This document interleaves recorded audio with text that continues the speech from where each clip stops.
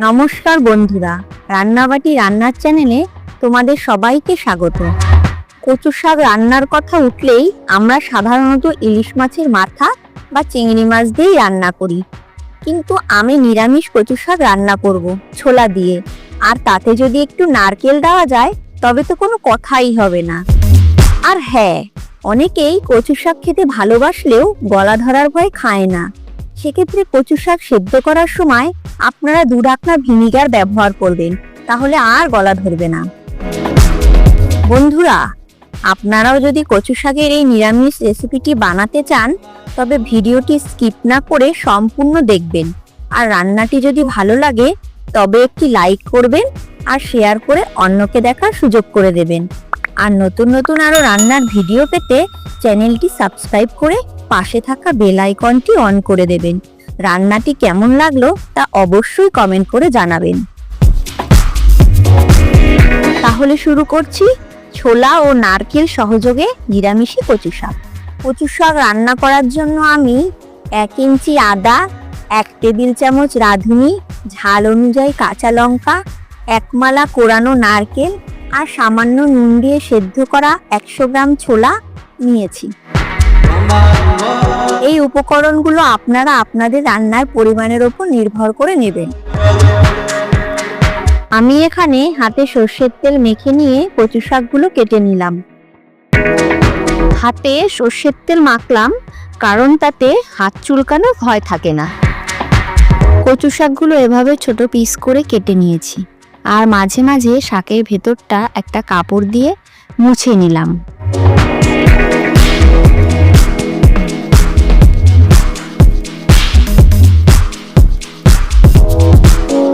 কচু শাক কাটার পর হাত এরকম কালো হলে চিন্তা নেই, একটু পাতিলেবু ঘষে নিলেই সব ভ্যানিশ।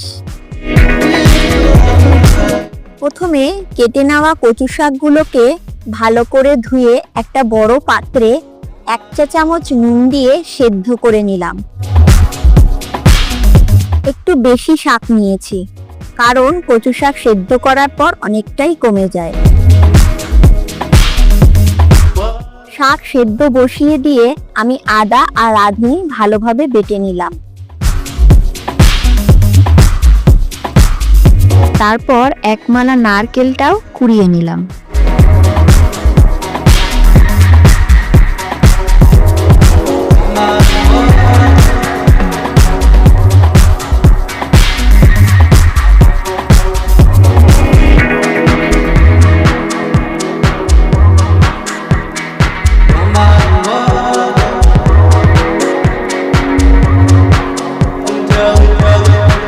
শাক সেদ্ধ হয়ে যাওয়ার পর কড়াই গরম করে তাতে পরিমাণ মতো সর্ষের তেল দিয়ে গরম করার পর তার মধ্যে 2-3টে তেজপাতা আর 1 চা চামচ সাদা জিরে দিয়ে ফোড়ন দিয়ে একটু ভেজে চিড়ে রাখা কাঁচা লঙ্কা তার মধ্যে দিয়ে একটু নেড়েচেড়ে তাতে বেটে রাখা মশলা দিয়ে দিলাম। মশলা যখন কষাচ্ছিলাম তখন মশলা থেকে একটা সুন্দর গন্ধ ছাড়ছিল। মশলা ভালোভাবে কিছুক্ষণ নাড়াচাড়া করে তার মধ্যে 1 টেবিল চামচ নুন আর 1 চা চামচ হলুদ দিয়ে তাতে ভালোভাবে নেড়েচেড়ে সেদ্ধ করে জল ঝরিয়ে রাখা কচু শাক ভালোভাবে রান্না করলাম।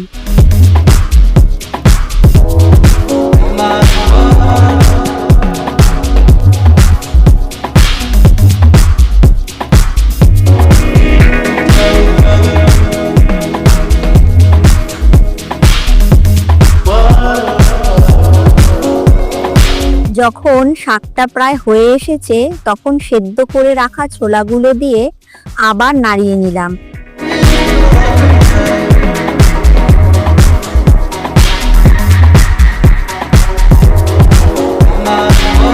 ছোলা দিয়ে কিছুক্ষণ নাড়াচাড়া করার পর কোরানো নারকেল তাতে দিয়ে আবার নাড়াচাড়া করলাম।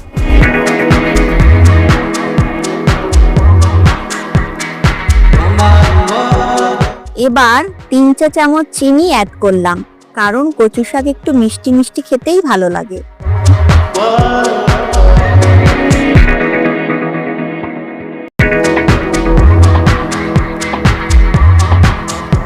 চিনি ভালোভাবে মিশিয়ে নিয়ে নামিয়ে নিলাম। তৈরি হয়ে গেল অতুলনীয় স্বাদের নিরামিষি কচু শাক।